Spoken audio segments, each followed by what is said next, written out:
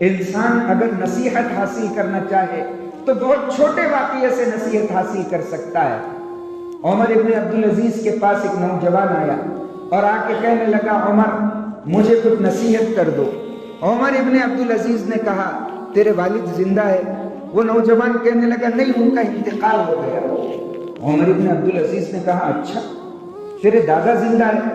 وہ نوجوان کہنے لگا، نہیں، ان کا بھی انتقال ہو گیا۔ عمر ابن عبدالعزیز نے اپنے پیشانی پہ ہاتھ مارا۔ حضرت مولانا محمد سیف الرحمن صاحب زید مجدہم اور اس کے علاوہ میرے رفیق کار حضرت مولانا قاضی عبداللطیف صاحب، حافظ خلیل صاحب، حضرت مولانا بلال صاحب،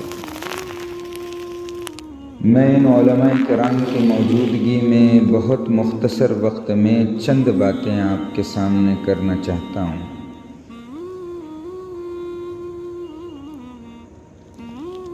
میرے بھائیوں، بزرگوں اور دوستوں، جناب نبی کریم صلی اللہ علیہ وسلم سے محبت یہ ایمان کا خلاصہ ہے۔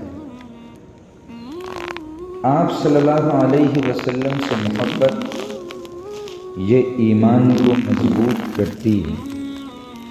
اسی وجہ سے اللہ کے حبیب صلی اللہ علیہ وسلم نے ارشاد فرمایا، لا یؤمن احدکم حتی اکون احب الیہ من والدہ وولدہ والناس اجمعین۔ تم میں سے کوئی شخص اس وقت تک کامل، اکمل، مکمل ایمان والا نہیں ہو سکتا جب تک کہ میں اس کے نزدیک اس کی جان سے زیادہ، اس کی اولاد سے زیادہ، اس کے مال سے زیادہ معزز اور محترم نہ ہو جاؤں۔ ظاہر سی بات ہے، محبت زبانی دعوے کا نام تو نہیں ہے۔ آپ کسی سڑک چھاپ عاشق سے پوچھ لیں کہ اگر تم نے کسی خاتون سے محبت کی ہے تو کیا محبت کے تقاضوں کو پورا کرنا پڑے گا یا زبانی دعوے سے کام چل جائے گا؟ وہ سڑک چھاپ عاشق آپ سے کہے گا کہ اگر کسی خاتون سے محبت کا دم بھرا جائے اور اس سے کہا جائے کہ میں آپ کے قدموں میں تارے بچھا دوں گا، آپ کے اوپر کبھی دکھ کے بادل نہ آنے دوں گا، آپ آبروئے چشم کا اشارہ کرے گی، میں اپنے دل کے ٹکڑے کر کر آپ کے قدموں کے نیچے بچھا دوں گا، مگر ظاہر سی بات ہے، تجربہ ہے کہ جب غربت دروازے سے داخل ہوتی ہے تو محبت کھڑکی سے باہر کود جاتی ہے۔ انسان زبانی دعوے تو کرتا ہے مگر جب حالات کی چکی میں اس کو ڈال کر پیس جاتا ہے تو محبت ٹائیں ٹائیں فش ہو جاتی ہے۔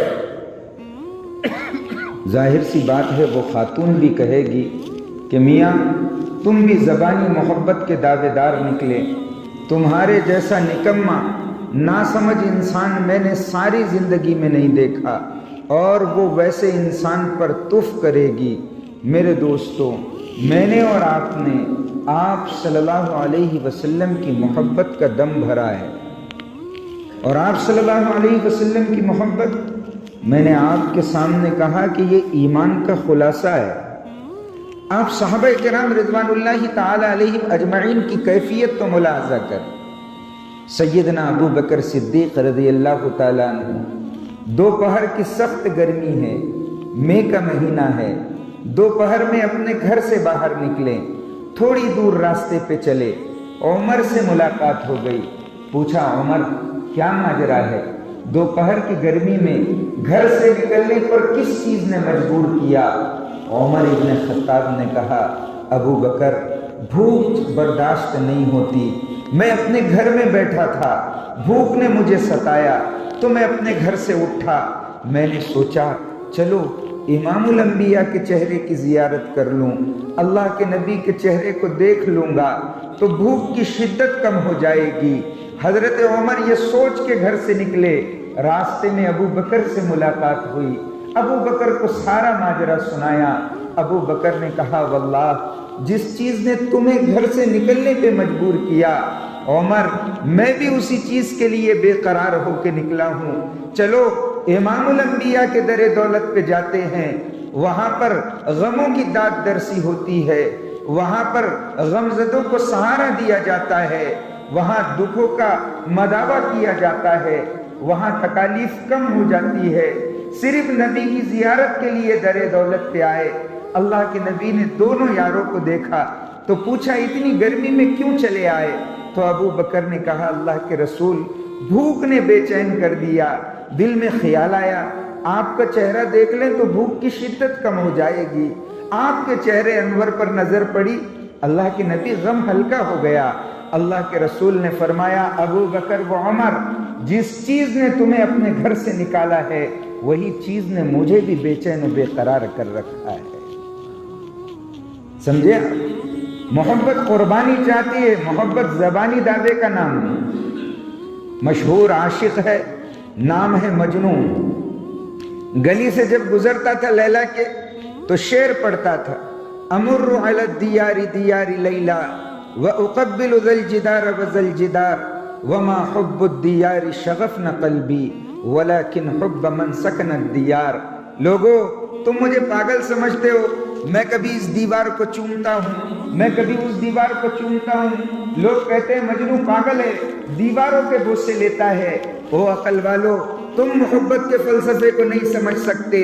میں دیوار کو بوسہ نہیں لیتا، پس دیوار جو ہے میرے دل میں اس کا تصور ہے، میں اس کا تصور لے کے کہتا ہوں اور میں دیوار کو بوسہ لیتا ہوں۔ ارے میرا ماننا تو یہ ہے کہ اگر لیلا کے گلی کا کتا بھی میری جگہ میرے گھر کی طرف آ جائے میں اس کے قدم بھی اٹھا کے چوم لوں گا، کیونکہ اس کے قدموں کو نسبت میرے یار کی زمین سے ہے۔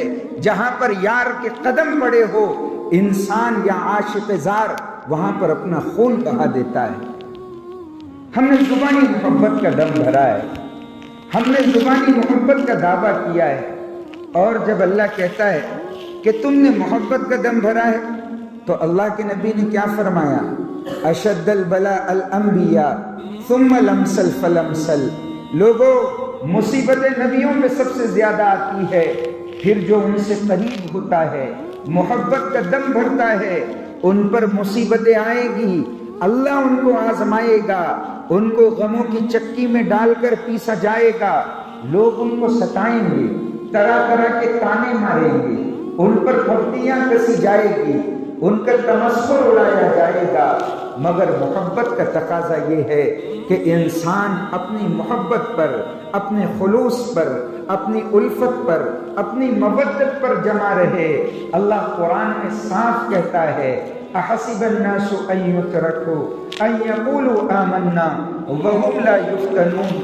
کیا تم یہ گمان کرتے ہو جنت میں ایسی داخل کر دیے جاؤ گے؟ ارے ہم تم کو آزمائیں گے، ابھی مصائب کی چکی میں ڈالا جائے گا، تم کو پیسا جائے گا، تمہاری محبت کا امتحان ہوگا، تم سے پوچھا جائے گا بتاؤ محبت کا دم بھرا ہے تو آؤ عاشقوں کی صف میں کھڑے ہو جاؤ، اب ہم تم کو آزمائیں گے۔ کیسے آزمائیں گے؟ کبھی مال کی قلت کی وجہ سے آزمائیں گے، کبھی مال کے کم ہونے کی وجہ سے آزمائیں گے، کبھی باغات کے تلف ہونے کی وجہ سے آزمائیں گے، کبھی مصائب اور شدائد میں آزمائیں گے، کبھی بیماری میں آزمائیں گے۔ قرآن صاف کہتا ہے وَلَنَبْلُوَنَّكُمْ بِشَيْءٍ مِّنَ الْخَوْفِ وَالْجُوعِ وَنَقْصٍ مِّنَ الْأَمْوَالِ وَالْأَنفُسِ وَالثَّمَرَاتِ۔ اللہ آزمائے گا، اور آزمائشیں یہ محبت کے پیمانہ، یہ محبت کا پیمانہ چیک کرنے کے لیے آتی ہے، اور صحابہ کرام رضوان اللہ تعالی علیہم اجمعین پر بھی آزمائشیں آئی ہے، مگر ان کی محبت کا مسئلہ اور میری محبت کا مسئلہ، یا ان کی محبت کا مسئلہ اور آپ کی اور ہماری محبت کا مسئلہ بہت جدا ہے۔ وہی فرق میں آپ کو سمجھانا چاہتا ہوں۔ اللہ کے حبیب صلی اللہ علیہ وسلم مسجد نبوی میں تشریف فرمائے، مشہور صحابی ہے حضرت عدی ابن حاتم۔ اللہ کے حبیب صلی اللہ علیہ وسلم کے پاس حضرت عدی ابن حاتم آ کر تشریف فرما ہو گئے اور کہنے لگے اللہ کے رسول میں آپ کے پاس ایمان لانے کے لیے آیا ہوں، آپ اپنا دست حق پرست آگے بڑھائیے، میں کلمہ پڑھنے کے لیے تیار ہوں۔ ابھی اللہ کے رسول صلی اللہ علیہ وسلم اور حضرت عطی ابن حاتم کا مکالمہ، آپ بیٹھے ہوئے ہیں دونوں، اچانک ایک صحابی آئے، کہنے لگے اللہ کے رسول میں تجارت کر کے فلاں راستے سے واپس آ رہا تھا، قذاقوں نے حملہ کر دیا، ڈاکوؤں نے حملہ کر دیا، اللہ کے نبی میرا سارا اثاثہ لوٹ کے لے کے چلے گئے، اللہ کے رسول آپ میرے لیے دعا فرما دیجئے۔ آپ تصور تو کرے، انسان جب محنت سے کماتا ہے اور اس کے مال کو کوئی جلا کر چلے جاتا ہے، انسان جب محنت سے کماتا ہے کوئی اس کے مال کو غصب کر لیتا ہے، انسان جب محنت سے کماتا ہے اور کوئی اس کا مال چال بازی سے ہضم کر جاتا ہے، اس آدمی کو نیند نہیں آتی۔ مگر صحابہ کا ایمان دیکھیے کہ اپنی دنیا لٹا کر دربار رسالت میں آئے ہیں اور صرف ایک جملہ کہا، اللہ کے رسول آپ دعا فرما دیجیے، بس آپ ایک لفظ اپنی زبان سے نکالیے، ہم یہ سمجھیں گے اللہ نے ہماری بگڑی بنا لی۔ اللہ کے رسول نے اپنے ہاتھ آسمان کی جانب اٹھائے، اس صحابی کے لیے دعا کی، وہ وہاں سے اٹھے، رخصت ہو گئے۔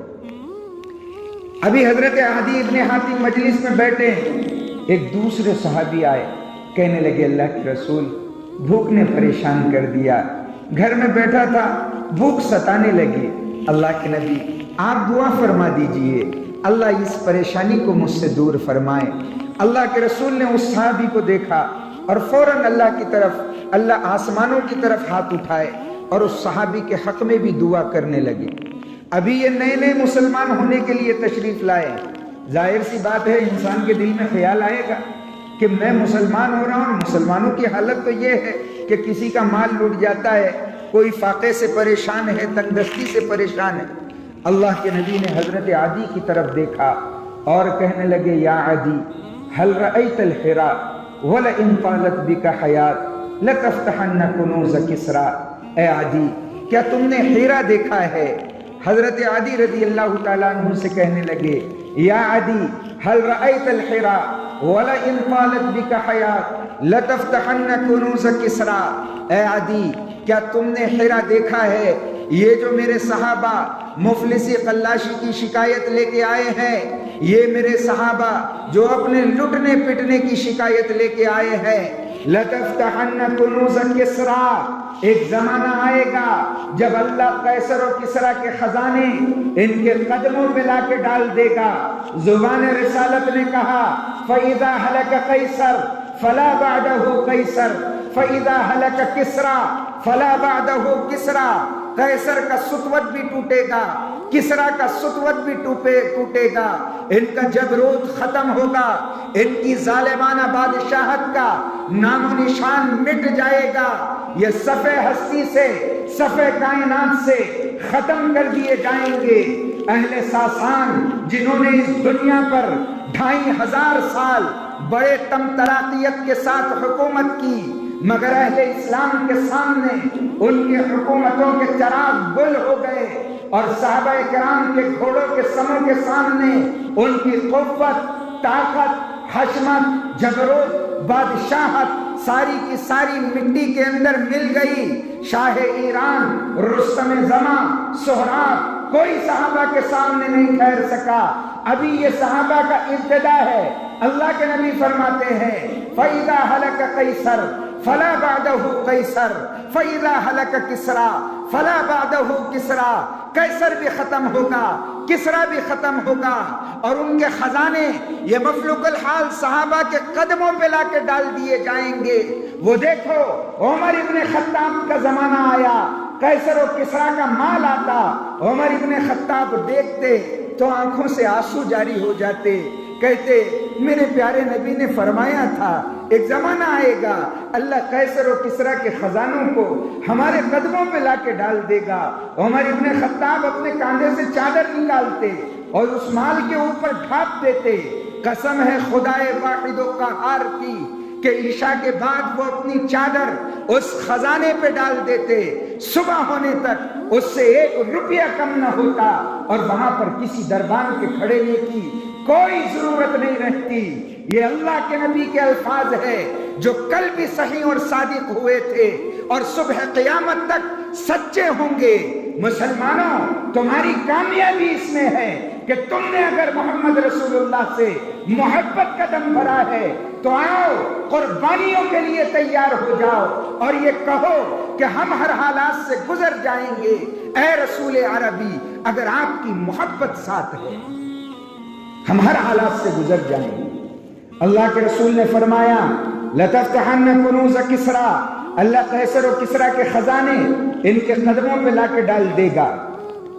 اس کے بعد اللہ کے نبی نے فرمایا وَلَئِن طَالَتْ بِكَ حَيَاتٌ لَتَرَيَنَّ وَلَئِن طَالَتْ بِكَ حَيَاتٌ، اے عدی اللہ رب العزت تیری عمر دراز کرے، ایک ہودج نشین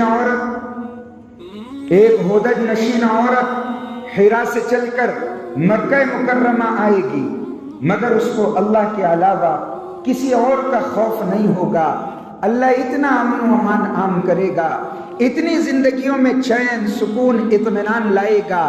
آپ دیکھیے عورت عزت و حرمت کی چیز ہے، فخر و افتخار کی چیز ہے۔ اللہ رب العزت نے اگر کسی کو بیٹی دی ہے تو وہ اس کے لیے رحمت ہے، اگر ماں ہے تو زبان نبوت نے کہا، اگر وہ ماں ہے تو زبان نبوت نے کہا الجنت تحت اقدام الامہات، جنت کیا ہے؟ ماں کے قدموں کے نیچے ہے۔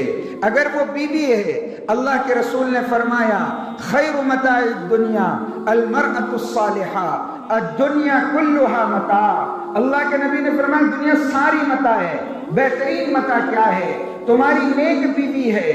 ہر رشتے کو قابل احترام و معزز بنایا، مگر آج آپ دیکھیں اگر کوئی عورت چلتی ہے تو اس کو خوف ہے کہ مجھے کوئی برا نہ کہہ دے، میرے اوپر کوئی بھدا کمنٹ نہ مار دے۔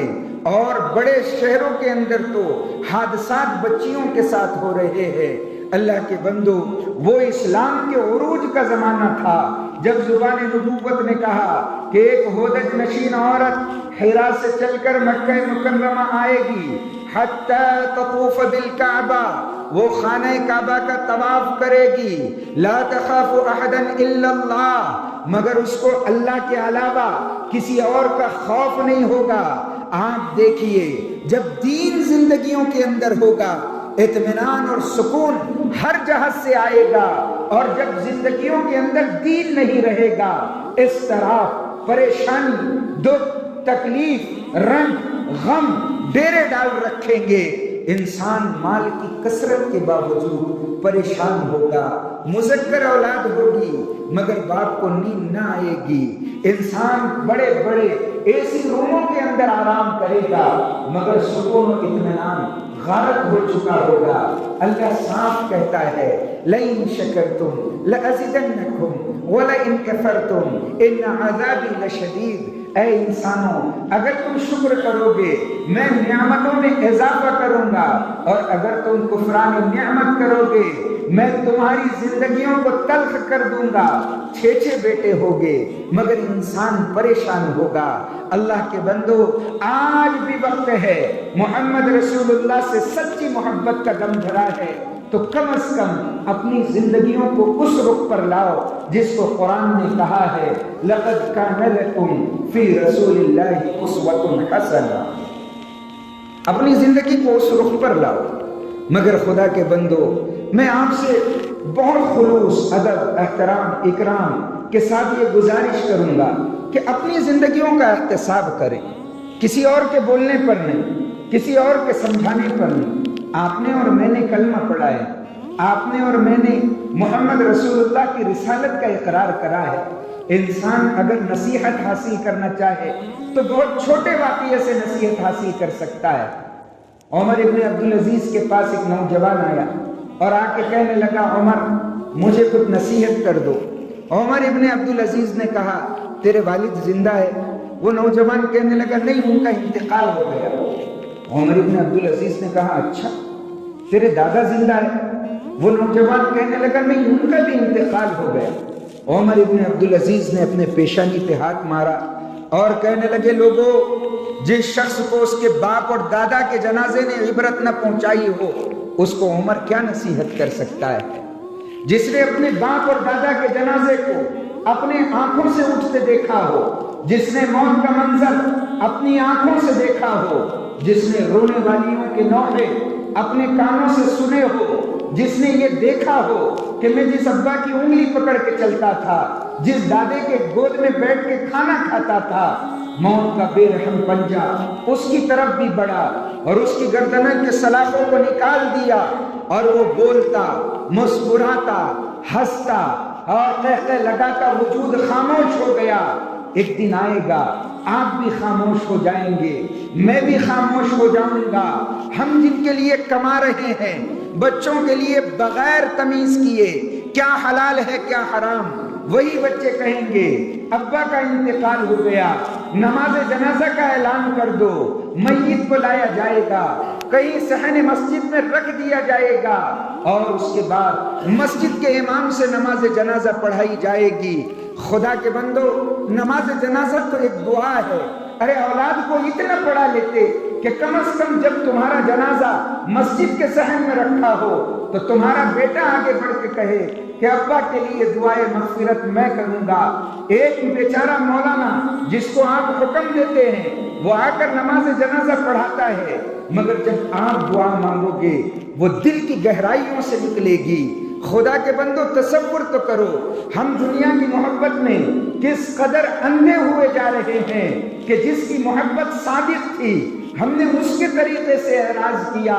اللہ کے رسول نے فرمایا لا یؤمن احدکم حتی اکون احب الیہ من والدہ وولدہ والناس اجمعین، تم میں سے کوئی شخص اس وقت تک کامل اکمل مکمل ایمان والا نہیں ہو سکتا جب تک کہ میں اس کے نزدیک اس کی جان سے زیادہ، اس کے مال سے زیادہ قابل عزت اور محترم نہ ہو جاؤں۔ مگر آج دیکھو، مسلمان نے ہر شخص کو راضی کرنا چاہا، اللہ اور اس کے رسول کو ناراض کر دیا۔